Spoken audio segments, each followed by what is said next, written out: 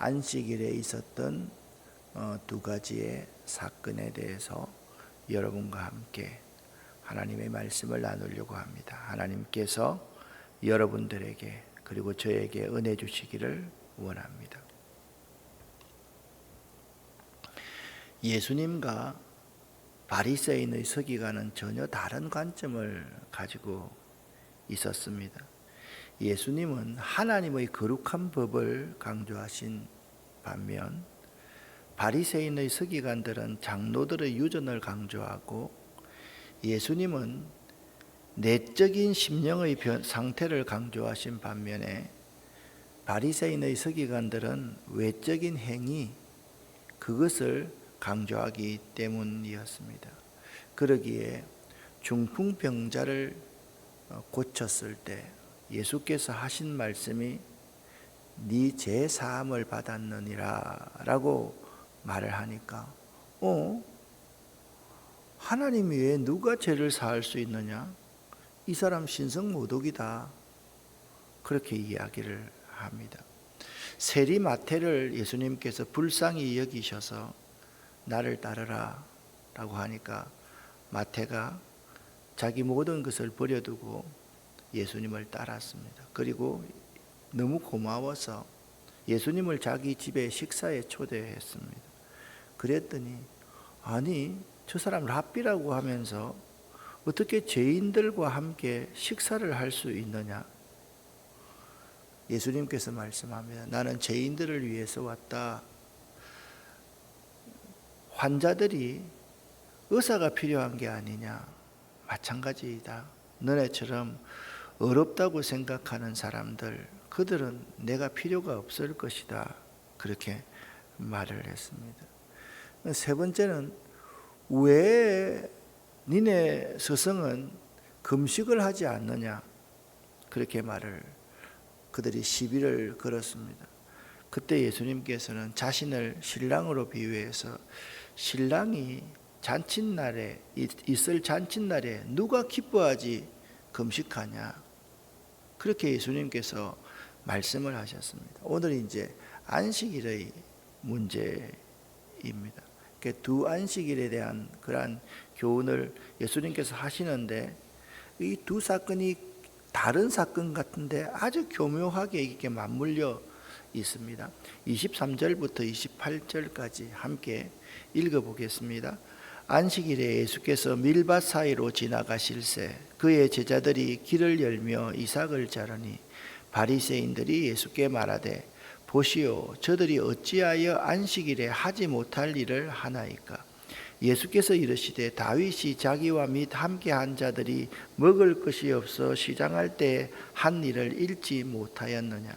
그가 아비아들 대제사장 때에 하나님의 전에 들어가서 제사장 외에는 먹어서는 안 되는 진설병을 먹고 함께한 자들에게도 주지 아니하였느냐? 또 이르시되 안식일이 사람을 위하여 있는 것이요 사람이 안식일을 위하여 있는 것이 아니니 이러므로 인자는 안식일에도 주인이니라. 아멘. 출애굽기 20장 8절부터 10절까지의 말씀을 보면 이런 말씀이 있습니다. 안식일을 기억하여 거룩하게 지키라. 그러니까 안식일은 중요한 것은 거룩한 삶을 위해서 안식일을 지키라는 거예요. 엿새 동안은 힘써 내 모든 일을 행할 것이나 일곱째 날은 내 하나님의 안식일인즉 네나 내 아들이나 내 딸이나 내 남종이나 내 여종이나 내 가축이나 내 문 안에 머무는 객이라도 아무 일 하지 말고 쉬어라. 그러니까 쉬어라 그 말은 일하지 말라 그 말이 아닙니다. 일하지 말라 보다 더 중요한 게 엿새 동안 힘써 모든 일을 행하였으니 쉬어야지 다시 리스타트 할 수 있다. 다시 리뉴얼 될 수 있다. 그러니까 쉼이 매우 중요한 것이다. 누구를 위해서? 바로 당신을 위해서, 사람을 위해서 매우 중요한 것이다. 그렇게 말씀하셨습니다. 성경에 이 출애굽기 말씀을 가만히 보면 안식일을 기억하여서 지키는 목적은 거룩입니다. 사람의 거룩한 삶, 하나님을 기억하고 하나님께서 나에게 진정한 안식을 줄 수 있는 분이라는 사실을 기억하는 것입니다. 그러면 거룩이라는 것이 뭐겠습니까? 구별하고 분별하는 행동을 통하여 하나님의 성품을 닮아 실천하는 것을 말합니다. 다시 한번요. 분별과 구별을 통해서 하나님의 성품을 닮아가는 것을 거룩이라고 그렇게 말을 합니다. 그러면 여러분 생각을, 하나님의 성품이 뭐겠어요? 여기 불쌍한 사람이 있으면 하나님 자신을 위해서 불쌍한 사람을 돌보지 않는 것이 하나님의 성품입니까? 아니지 않습니까? 하나님의 성품은 뭐겠어요? 여기 불쌍한 사람이 있으면 불쌍한 사람에게 함께하고 그가 공감해주고 고쳐주는 것이 하나님의 성품 아니겠습니까? 그래서 우리가 잘 알아야 됩니다. 안식일을 기억하여서 지키는 목적은 거룩인데, 거룩이라는 것은 뭐냐 하면 구별하고 분별하는 행동을 통하여서 하나님의 성품을 닮아서 실천하는 것을 말을 한다. 하나님께서 6일 동안 세상을 창조하시고 7일 되는 날을 쉬셨다. 그 전제가 있습니다. 성경을 잘 읽어보십시오. 7일째 되는 날을 복되게 하사 거룩하게 하셨다. 그렇게 말합니다. 그러니까 7일째는 우리가 온전히 하나님에게 집중해서 어떻게 하면 하나님을 닮아 살아갈 수 있을까? 그것이 안식일의 원래적인 의미였다라는 거죠. 그런데 자, 한번 보십시오. 유대인들은요, 안식일을 잘 지키기 위해서 안식일 법을 제정했습니다. 그게 미시나라고 불리는 이 입으로 하는 구전 율법서의 두 번째 책이 뭐냐면 모에드라는 내용 책인데요, 그 부분인데요. 이 첫 번째 장인 샤밧에 의하면 안식일에 금지되어진 39개의 명령, 그러니까 멜라코트가 39개의 명령이 있습니다. 그 39개의 명령 가운데 세 번째 금지 명령이 코짜이르라고 하는데요, 이 안식일에 추수를 금하는 내용입니다. 그러니까 유대인들은요, 안식일을 잘 지키기 위해서 안식일을 지켰냐 지키지 않느냐, 이걸 위해서 39개의 자기 나름대로의 딱 잘 지킬 수 있는 것을 만들어 놓고, 그 가운데 세 번째가 현대 유대인들도 이렇게 안식일을 지킵니다. 세 번째 금지 명령이 이렇습니다. 땅에서 나서 자라는 것은 무엇이든 간에 가지나 잎 하나도 뽑거나 잘라서는 안 됩니다. 꽃을 꺾거나 과일을 따거나 채소나 버섯을 채취해서도 안 됩니다. 그러나 포도송이를 따는 것은 허용됩니다. 포도가 열리는 가지는 생명의 원천인 땅의 뿌리를 받고 자라는 줄기로부터 이미 분리되어 있기 때문입니다. 잔디를 깎지 말아야 하며 자라는 꽃과 식물을 손으로 다뤄서도 안 되고, 나무에 오르거나 매달린 과일의 냄새를 맡는 것도 허락되지 않습니다. 단 자라는 꽃은 냄새 맡는 것이 허용됩니다. 그리고 유대인들은요, 현대 유대인들은 탈무드에서 안식일을 어기는 사람들은 우상숭배자로 여겼으며, 이와 반대로 우상숭배자라 할지라도 안식일을 지키면 그 죄를 사함받는다고 가르쳤습니다. 참 우리가 생각하면, 여러분들은 이제 이런 관점에서 생각하면 주일날 가가지고 상추 따면 안 돼요. 큰일 나요. 지키면 안 되는 거예요. 지키기 위해서는. 자, 이렇게 39개 가운데 세 번째가 추수를 못하게 되어 있는 것입니다. 예수님은요, 제자들이 안식일에 밀 이삭 자르는 것을 비난하는 바리새인들에게 안식일의 진정한 의미를 가르쳐 주셨습니다. 바리새인들은요, 이삭을 자른 것이 안식일에 하지 못할 일이라는 장로들의 유전에 근거하여 제자들의 행동이 잘못된 것이라고 지적하고 비난하기 시작했습니다. 그때에 예수께서는 다윗의 예를 들어서 설명하시기를 다윗이 도피하면서 살아야 되니까. 왜냐하면 자기를 통해서 하나님 나라가 이 땅에 확장되어야 되니까 어쩔 수 없이 하나님께서 세우신 예외적인 혜택을 입었는데요. 그 제단에 진설되어 있는 그 진설병 떡을 먹었습니다. 그리고 자기와 함께하는 군사들에게도, 함께하는 사람에게도 그 떡을 먹였습니다. 그 혜택을 입었었는데요. 하물며 마가복음 1장 1절에 복음의 시작이 하나님의 아들, 예수가 하나님의 아들이거든요. 하나님 자신이 예수이거든요. 그것이 사람들이 만들어낸 안식일의 규례에 얽매여야 한다는 것은 있을 수가 없는 일이었죠. 예수님께서는 이렇게 말합니다. 안식일이 사람을 위하여 있으며 사람이 안식일을 위하여 있는 것이 아니라, 그렇게 가르쳤습니다. 이것은 하나님께서 사람을 위하여 안식일을 정하신 목적을 매우 잘 설명합니다. 6일째 충분히 열심히 성실하게 일하고 7째 날은 하나님 여호와를 위한 것이니 하나님께서 니네들이 하나님께 예배드리라고 있는 것이 아니라 잘 분별하여서 하나님의 성품이 무엇인지를 잘 닮아가는 것이 거룩이다. 그걸 예수님께서 설명하셨다라는 거죠. 엿새 동안 열심히 일한 자에게 7째 날의 안식일의 의미가 분명히 있다. 순서에 있어서도 사람을 먼저 창조했고, 그리고 안식일을 제정했지 않느냐. 그리고 안식일은 사람들에게 복을 주기 위해서 제정된 것이지, 사람 살리기 위해서 제정된 것이지, 사람 죽이기 위해서 제정된 것이 아니다.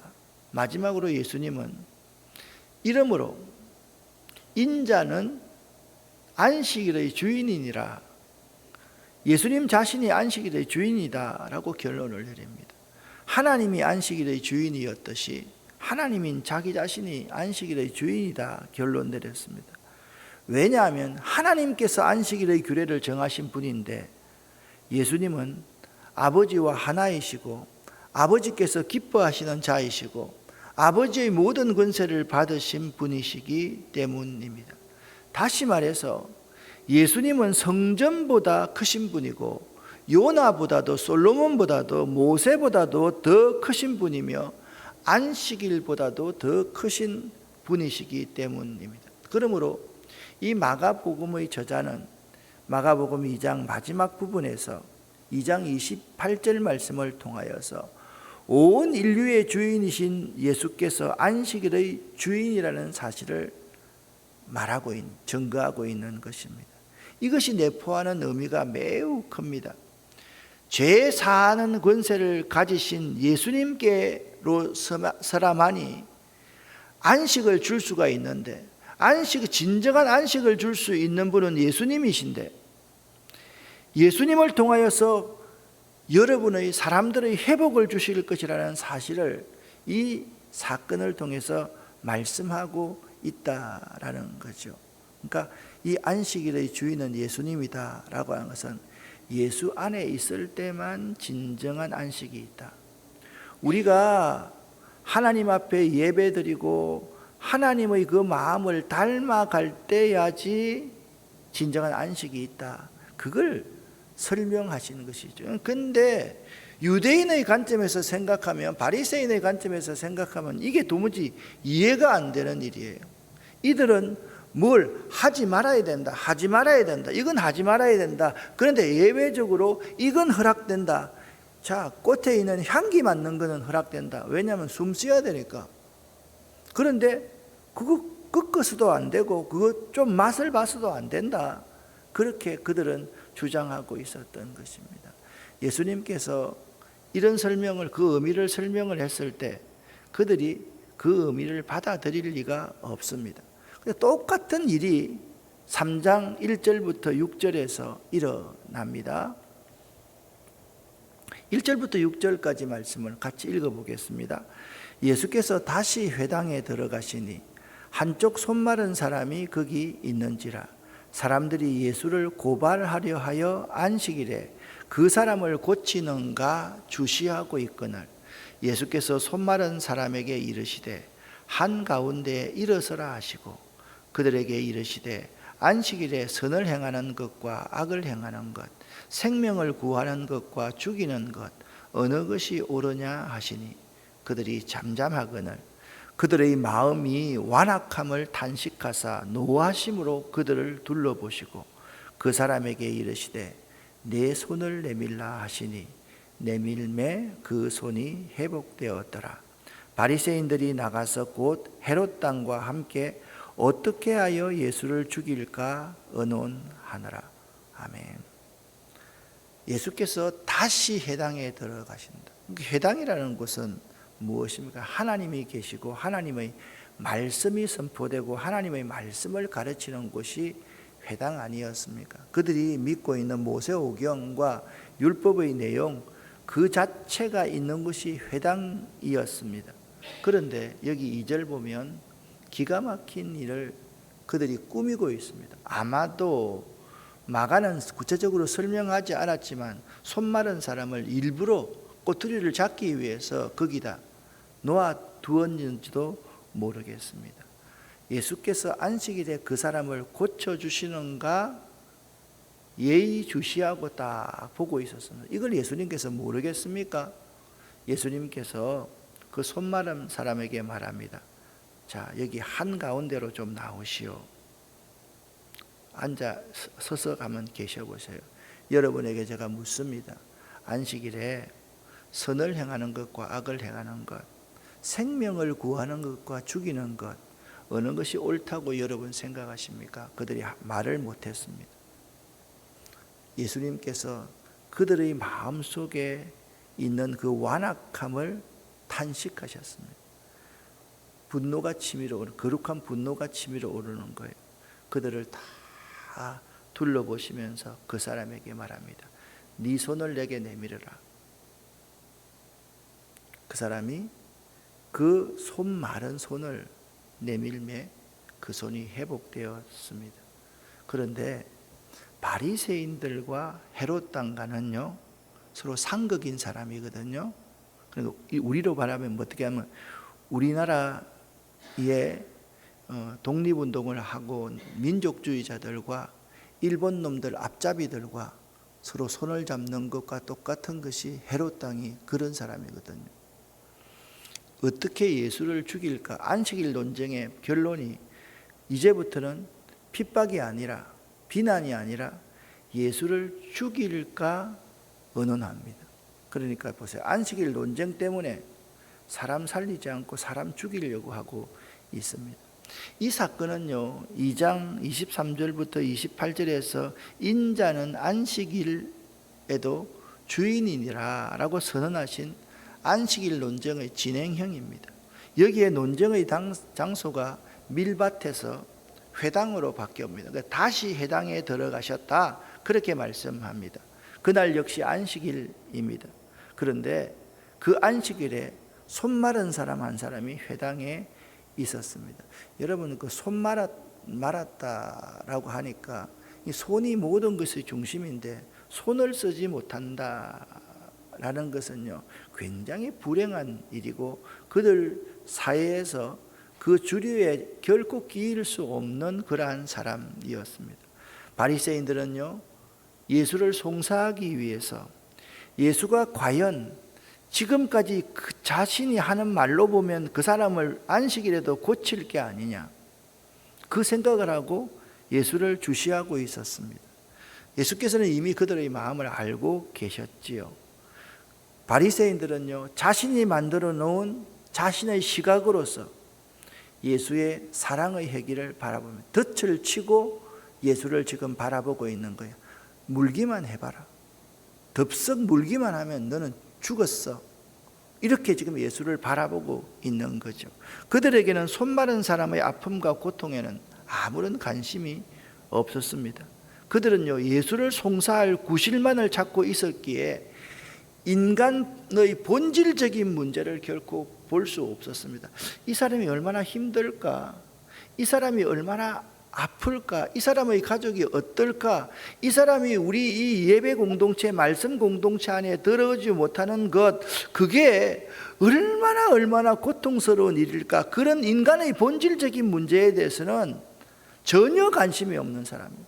왜냐하면 하나님께서 그들을 세우셨을 때 인간의 본질적인 문제에 관심을 가지라고 안식일을 만들어 놓았는데 그 안식일 정신과는 전혀 반대의 삶을 살고 있다라는 것입니다. 이것이 하나님의 사랑이 없는 인간들의 죄성입니다. 사람들은요, 모두가 자기 중심적으로만 사건을 바라보고 사물을 바라보고 사람을 바라봅니다. 왜 하나님이 계시는 회당에서, 하나님의 말씀이 있는 회당에서 마음 아픈 자, 병든 자, 상처받은 자를 바라보지 못할까요? 정말 이상하지 않습니까? 여러분, 이 하나님의 예배드리는 예배당에서 정말 바라봐야 될 것은 예배 시간에 떠들지 않는 겁니까? 예배 시간에 아프다 그러면 누가 아야 정말 힘들어 그렇게 말하면 예배 시간 안 되는 겁니까? 충분히 가능한 일이 아닙니까? 나 정말 힘들고 괴로워요 하면서 이 예배 시간에 어떤 사람이 정말 가정이 힘들어서 이혼할 상황이 있어서 이게 펑펑 운다고 하면 그 예배 시간을 방해하는 겁니까? 아니지 않습니까? 우리 모두가 그 사람의 힘든 상황을 바라보면서 1분, 2분 좀 기다려줘야 되지 않겠습니까, 여러분? 예배 시간에 아이가 찾아와서 아니 저 손주를 봐주는 할머니 할아버지가 힘들게 예배 시간에 들여와서 예배를 드리고 싶은데 아이가 여기서 막 떠들고 뛰어다닌다 그러면 그 아이를 혼내야 되겠습니까? 아니지 않습니까? 조금 기다려주면 어떻습니까? 설교 5분 덜 하면 어떻습니까? 우리는 자꾸 우리 위주로만 생각하지 그 마음이 아픈 사람들, 힘든 사람들을 생각하지 못할 때가 참으로 많이 있다라는 거예요. 우리 어린이 교회나 우리 유치부도 마찬가지입니다. 아이들을 바라보면요, 아이들 가운데 집중하지 못하는 아이들이 있습니다. 그 아이들은 안 돼요.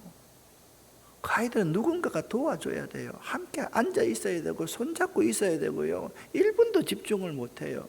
그러면 그 아이들이 예배의 중심이 되어야 되지 않겠습니까? 조용하게 말씀만 잘 들어야 됩니까? 그게 방해하는 겁니까? 아니지 않습니까? 제가 아는 목사님이 계시는데 저 군산 쪽에서 목회하실 때 일입니다. 그 성가대 찬양대에 꼭 그 교회 집사님의 아들이 꼭 앉습니다. 근데 그 집사님의 아들이 정신적으로 약간 좀 부족한 면이 있습니다. 소리도 이상하게 됩니다. 찬양대원들이 그 아이가 찬양대 들어오면 찬양대 소리가 안 좋다고 불평을 굉장히 많이 합니다. 목사님이 강대상에서 호통을 쳐나도 아니 찬양을 잘하는 것만 중요한 겁니까? 그 아이가 그 자리에 앉아 있는 건 하나님이 너무 기뻐하실 것 같은데요. 파격적이지 않습니까? 아니 왜 우리는 자꾸 자신의 관점에만 자기 중심적으로만 생각하고 판단하는지 모르겠습니다. 오늘 우리 교회의 모습이 우리들의 모습이 자기 중심적 바라봄만 있는 게 아닐까요? 왜 하나님의 교회에서 예수의 사랑을 받아 예수를 믿는다는 우리들이 이렇게 살아야만 할까요? 참 이상합니다. 그러나 자기 중심적인 삶이 현실인 걸 어떻게 합니까? 바리새인들은 예수를 책잡으려고 구실을 찾고 있었지만 예수님은 안식일에 선을 베풀어서 그 불쌍한 사람을 고쳐주십니다. 우리는 안식일에 선을 행하는 것과 악을 행하는 것, 생명을 구하는 것과 죽이는 것 어느 것이 옳으냐는 예수님의 이 질문에 귀를 기울여야만 합니다. 예수께서는 바리새인들의 잘못된 안식일 개념을 지적하시고 저의 마음의 완악함을 근심하사 노하심으로 저희를 둘러보시고 그 사람들에게 말씀하셨습니다. 마가의 이 마가복음의 이 기록은 이처럼 생동감이 넘칩니다. 따라서 우리들은 예수님의 심정을 충분히 느낄 수 있어야만 합니다. 예수께서는 저의 마음의 완악함을 근심하셨다고 기록하고 있는데, 헬라어 원문에는 노하심으로, 메트오르게스라는 말은 단회적인 것이지만 근심하사라는 이 술루프메노스라는 이 단어는요, 분사형으로 계속적인 의미를 포함하고 있습니다. 따라서 오늘날도 하나님의 말씀을 전하는 자들은 마음이 완악한 자들에게도 주의 말씀의 깊이를 정확하게 가르쳐야 할 뿐만 아니라 그들을 불쌍히 여기면서, 마음이 완악하는 자들까지도 불쌍히 여기면서 안타까워하신 예수님의 심정을 가지고 전해야만 할 것입니다. 왜냐하면 구원받은 우리도 그들과 비교할 때 하나님 앞에서는 결코 자랑할 것이 없으며 우리 모두 복음의 사랑에 빚진 자들이기 때문입니다. 하나님의 은혜를 입은 우리들이라면 가룟 유다까지도 결코 정죄할 수 있는 권한이 나에게는 없습니다. 우리들에게는 없습니다. 우리가 그들을 정죄하는 순간 우리는 자신도 모르는 사이에 예수의 권한, 하나님의 권한을 침해하는 교만한 사람이 되고 말기 때문입니다. 우리들 가운데 항상 죽이는 자가 있고 살리는 자가 있습니다. 율법만 행하고 정죄하고 죽이려는 자가 있고 선을 행하고 생명을 구하는 자가 있습니다. 우리들은 경직된 자의 자세를 넘어서서 감동을 주는 자가 되어야만 할 것입니다. 저는 예수님이 경직된 자세에서 벗어나 감동을 주는 삶을 살았다.